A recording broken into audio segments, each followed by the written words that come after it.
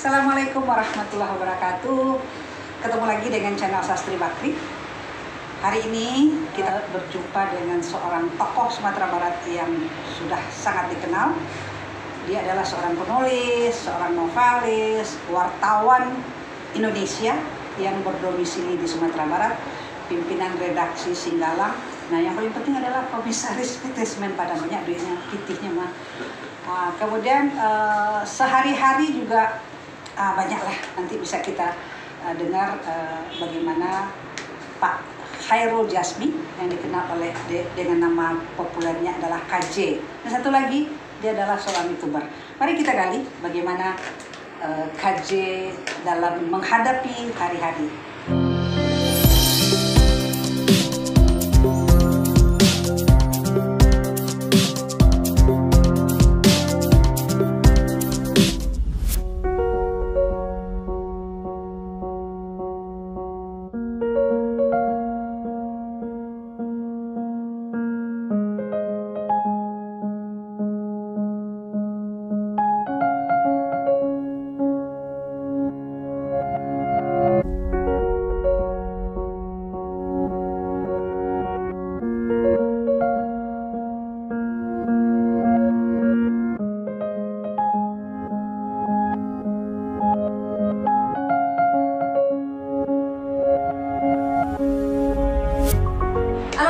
Siap. KJ. Ya. Siap. Kita siap. Hati yang riang adalah obat. Hati yang riang adalah obat. Itu tagline-nya. Dan itu pernah menjadi salah satu judul YouTube. Iya. Ya. Saya mengutip dari pepatah Tiongkok. Oh iya. Tapi oleh Tiongkok siapa yang buat juga nggak tahu. Jadi udahlah saya ambil aja. NN. Oke, KJ. Terima kasih sudah menerima saya. Saya tahu KJ ini orang sibuk banget, dan KJ selain tadi seabrek stereotip kan, identitas yang melekat di dirinya, salah satunya adalah dia orang yang paling kritis, cuek, dan bahkan menurut saya orang yang punya sopan santun. Kadang-kadang kalau sudah dengan kawan ada lagi habis. Ada sopan santunnya. Yeah. Barusan tadi dia beli makanan, dia makan aja, dibeli aja sendiri, dia ditawar-tawarkan sama saya. Tapi itulah menariknya. Yeah. KJ. Ada 3 pertanyaan nih KJ yang saya ingin tanya. Pertama, saya ingin tahu, KJ kan wartawan nih, nulisnya hari-harinya seperti itu kan? Iya. Yeah. Bisa diceritakan sedikit bagaimana menjalani hari-harinya?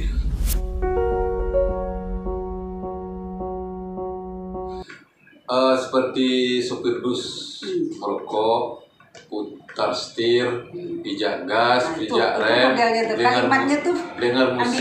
dengar musik, mauta dengan kawan, mobil jalan juga, ada orang jalan di klakson juga, jadi selesai. Oke.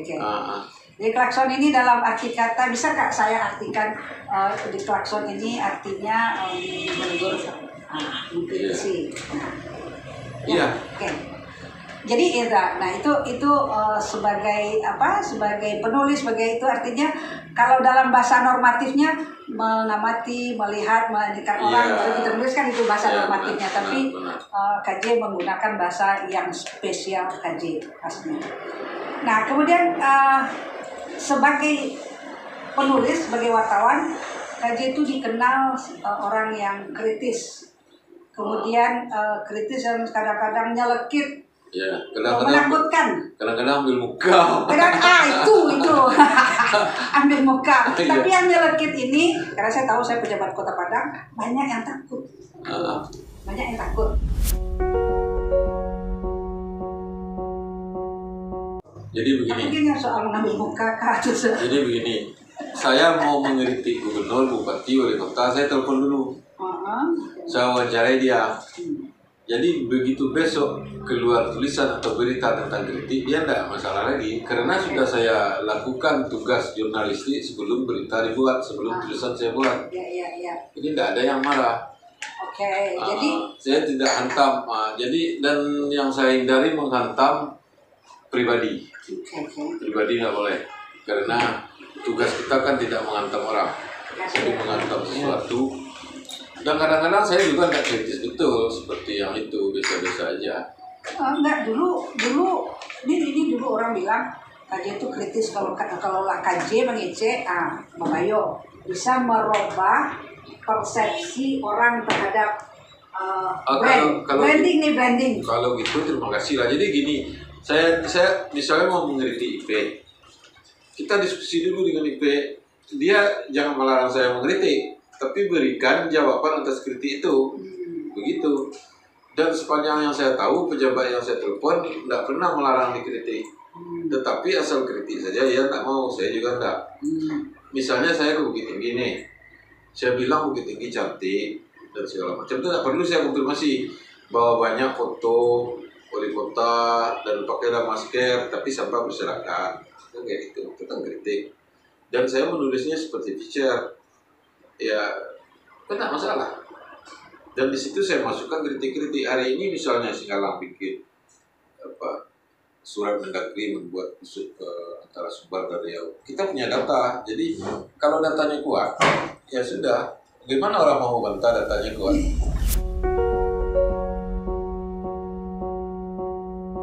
Berita saya baru sekali dibantah oleh Gemawan Fauzi. Ya. Waktu itu apa beritanya? Pakai surat pembaca lah. Di Berita Buana. Itu berita saya dibantah oleh Humas Kantor Gubernur Fauzi. Tidak benar seperti dua kali.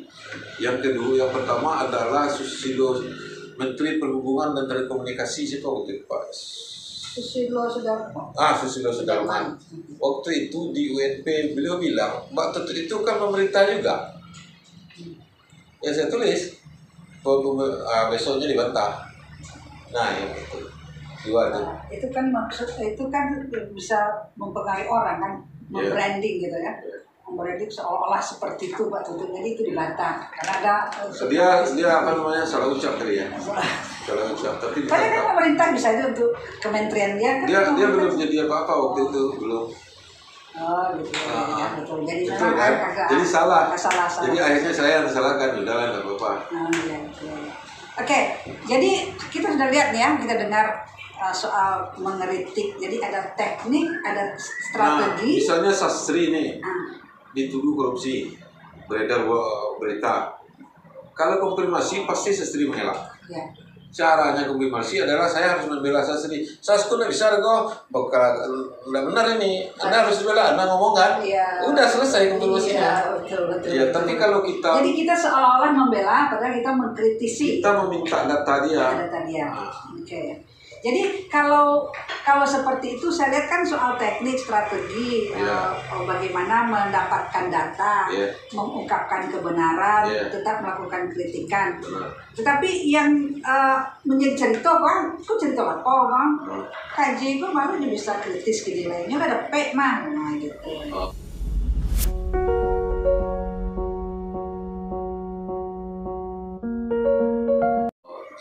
Dia jangan melihat orang duduk di puncak. Ya. Sebab untuk duduk di sebuah puncak yang sempit sangat memerlukan tenaga, energi, dan perjuangan yang tidak pendek. Saya komisaris Padang, tidak serta-merta saya dibangun oleh orang banyak kan. Lalu saya duduk di situ, kemudian tak kritis lagi. Kritis nih berita hari ini misalnya. Itu saya yang buat. Mana saya tidak kritis bahwa saya harus menghantam orang, ya enggak. Saya dari awal saya tidak pernah mau menghantam orang pribadi. Tapi kritis, kan ini surat kabar. Kita harus bekerja menurut visi surat kabar. Kalau pribadi beda lagi, ya kan? Kritis lah bahwa saya tidak mengkritik Semen Padang, ada yang mengkritik Semen Padang selain saya. Enggak juga. Karena memang komunikasi sudah terjalin. Bahwa ada yang jelek kemudian dibuat, iya Singgalang juga buat. Misalnya tidak ada masalah. Bahwa saya jadi komisaris, iya. Bahwa saya kurang kritisnya, iya juga makanan kalian lah. Tapi tidak kurang betul. Tidak kurang betul. Jadi juga lah daripada tidak. Nah, kalimatnya ini yang enak nih. Dialek jadi juga lah daripada tidak, itu dialek khas Minang gitu ya. Nah, dipertahankan. Tadi saya mau tanya juga, menjadi komisaris itu banyak kan?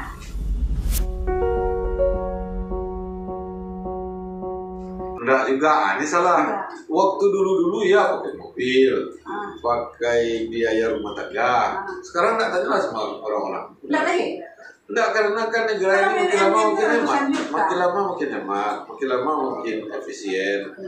Yang tak perlu udah bisa, ya kan? Dulu-dulunya di bisnis, sekarang ekonomi. Dulu pakai mobil, sekarang enggak. Ya, semua orang begitu. Perhatiin sekarang jadi komisaris. Tidak prihatin, tapi saya setuju dulu kan? Ya, saya setuju dengan pola sekarang. Oke. Karena mengangkat orang tiba-tiba menjadi berjuis ya.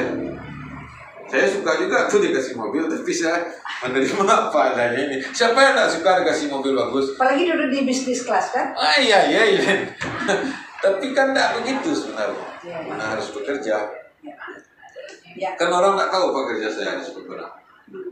Bahwa ada masalah, kapal nggak bisa berlabuh karena Sama ketenangan. itu komisaris. Siapa yang bisa nembus Teluk Gayung?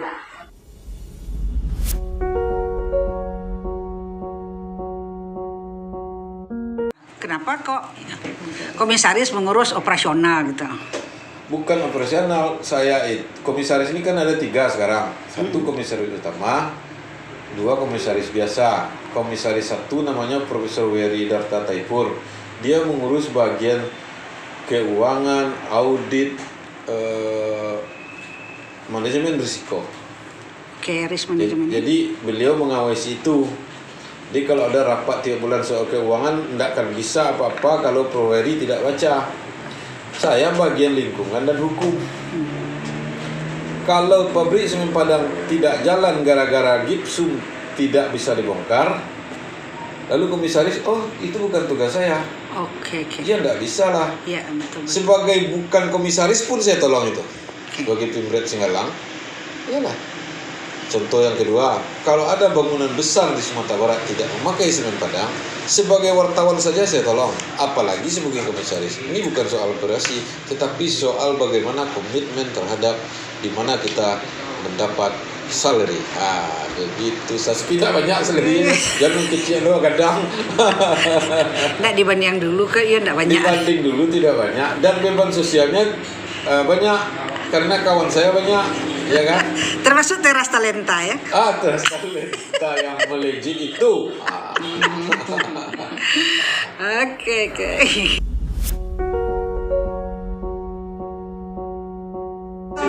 Peran jurnalis ini kalau trotoar Khatib Sulaiman dibangun dengan semen lain, siapa yang bisa bilang pakai semen Padang siapa? Itu kantor Polda dengan semen lain itu. Tanya Pak Kapolda sebelum Pak Budi ya, Pak. Tanya beliau.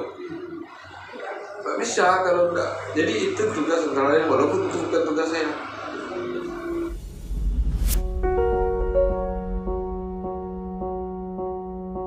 Sekarang saya dituju. Komisaris itu kan mengawal supaya perusahaan sesuai dengan visi misi mencapai tujuan. Itu udah banyak orang pandai. Banyak yang pandai. Yang nggak pandai itu mengatasi masalah di lapangan. Tapi itu kan bukan tugas kami komisaris sebetulnya. Memang tapi tugas yang lain nggak bisa. Jadi saya turun tangan itu. Kamu lihat aja demi kemaslahatan perseroan. Visi misi jalan. Ya. Cuma ini ada satu lagi nih. Ini sudah 3 dari kelompoknya 3 ya, walaupun nanti ada banyak. Ada juga yang bilang gini, KJ itu menjadi komisaris itu kurang ngegeser mah gitu.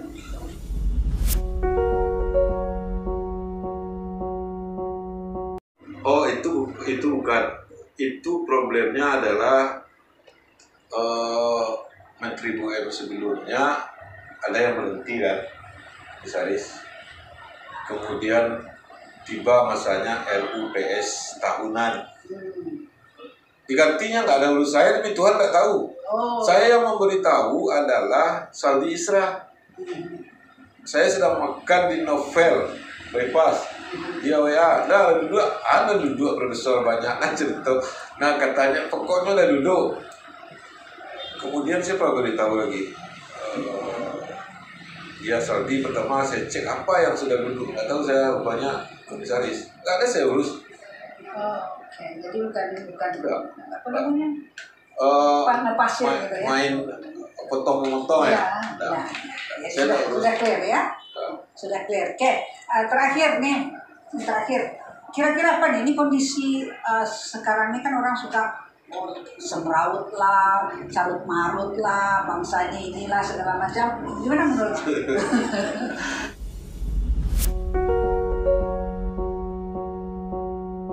Menurut penelitian yang dilakukan oleh Dirjen Kebudayaan, BPS dan Bappenas, rata-rata pendidikan orang Indonesia kelas 2 SMP. Sebelum itu, jauh sebelum itu, Gubernur Sumatera Barat Gembong Fauzi bilang bahwa demokrasi Indonesia ini adalah demokrasi kelas 2 SMP. Sama kan? Kalau begitu kan bisa dibayangkan bagaimana cara pembicaraannya. Cocok lah ya? Iya, jadi apanya yang salah? Yang salah adalah semua bayi menurut orang, TikTok misalnya, atau semua guru, itu baru salah. Kan disitu ada dialektika mentah-mentah. Biasa aja. Yang tak biasa adalah orang yang naik kursinya. Ya. Nah, itu. Jadi kebebasan berekspresi yang dijamin oleh undang-undang dimungkinkan ya kita memberikan. Tapi ada yang salah. Tapi jangan sampai emosi, sampai halaman berantem. Kita batasnya halaman orang lain. Iya. Jangan lewat. Jangan lewat. Kalau tugas kewenangan sampai kewenangan anak. Iya. Bahasa dulu karena juga orang lain. Ada yang akan disampaikan oleh KJ?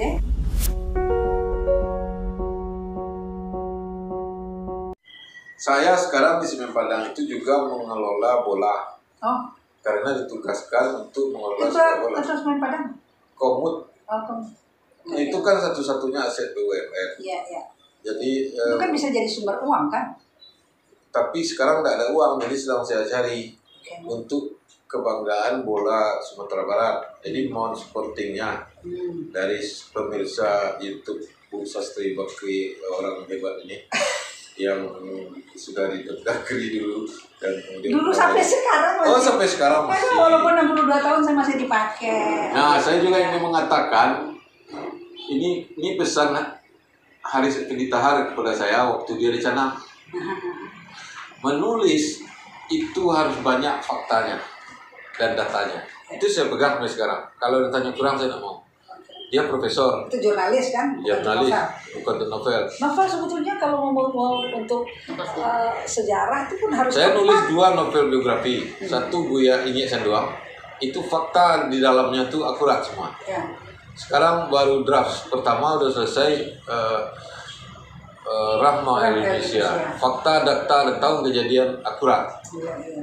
Karena dia novel biografi. Nah, YouTube-nya saya juga ada lihat. Lalu YouTuber ini. kata dosen bahasa Indonesia saya Akmal Zaki, itu saya mulai kuliah. Kalau Anda membuat kalimat pertama di sebuah tulisan, buatlah yang orang tergugah untuk membaca. Ya. Judul saya. Lead pertama. Ya. Itu harus openingnya harus buat. Kalau enggak orang malas. Tapi di medsos itu banyak judul lain isi lain mau itu banyak lagi. Itu kan untuk memancing. Jadi mazhab dunia daring dunia maya dengan mazhab cetak beda. Walaupun pada intinya hampir sama. Iya. Oke, itu yang ada lagi yang mau sampaikan? Apa lagi ya? Ke dunia jurnalistik, novel, apalagi bisnis, penulisan, banyak lah yang bisa sharing kepada. Ya, kalau menulis jangan berhenti, itu aja tiangnya. Menulis jangan otoriter pada diri sendiri. Itu udah ngecak gua. Setelah mau diberhenti lalu dibuang, terus saja. Nanti kalau sudah selesai benah yang tidak bagus baru dibelok, baru diperbaiki. Tapi kalau belum sudah berhenti tidak mau. Bu Sastri ini penulis novel banyak nih novelnya. Puisi juga. Puisinya saja apa bedanya? Soal nama sih. Soal nama kan. Nah, tontonlah YouTube Bu Sastri Bakri. Baik, itu banyak nih kelebihan Khairul Jasmi atau dikenal oleh dengan nama KJ ini. tutur katanya itu penuh makna. Tapi itu tentu saja bagi orang yang memahami. Iya, itu Indomie itu bahasa Indonesia Minang. Banyak pengetahuan ya, banyak pengetahuan baru bisa memahami. Bahasa Indonesia Minang ini penting. Iya. Dan Karena banyak sudah masuk ke KBBI loh. karena 26% isi KBBI itu bahasa Minang. Iya betul. 26 itu seperempat lah. Karena balai pustaka isinya orang Minang dulu. Waktu itu 36%. Bahasa kampus itu bahasa Indonesia, sekarang 26 lah, kurang 25,9. Jadi kita harus memakai bahasa Minang. Yang kita kadang-kadang nggak tahu, ini bahasa Indonesia sih, memang bahasa Indonesia lu nggak lihat kuliah bahasa Indonesia, tapi kita yang nggak tahu. Iya, betul. Luar biasa. Saya lihat, yang saya kagum nih sama Kak Jenny, bukan soal bahasa Minang. Semua orang bahasa Minang, termasuk saya bahasa Minang. Tetapi cara berbahasa Minang tuh yang kayak Kak Jenny tidak pula banyak kita ketemu. Iya, betul. Tulis juga enggak. Beda. Punya beda. Stylenya beda. Stylenya berbeda. Masing-masing kita punya style. Iya. Oke, sudah cukup lama kita berbincang-bincang dengan Kak Jasmine. Mudah-mudahan banyak bisa kita petik dari apa yang diceritakan oleh soal kepenulisan. Jangan berhenti menulis terus sampai tua. Terima kasih. Assalamualaikum warahmatullahi wabarakatuh.